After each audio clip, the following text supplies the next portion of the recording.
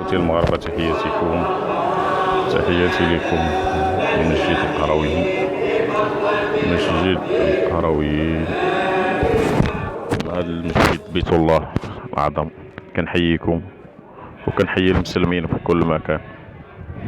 تبارك الله عليكم، الله يحفظكم، الله ينصركم، الله يعافيكم من كل شر.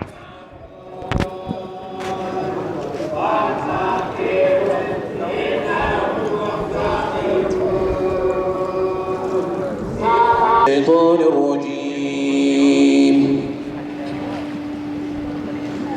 بسم الله الرحمن الرحيم. خوف عليهم اليوم ولا أنتم تحزنون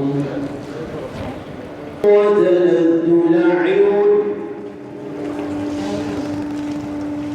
وأنتم فيها خالدون. لكم فيها فاكهة كثيرة منها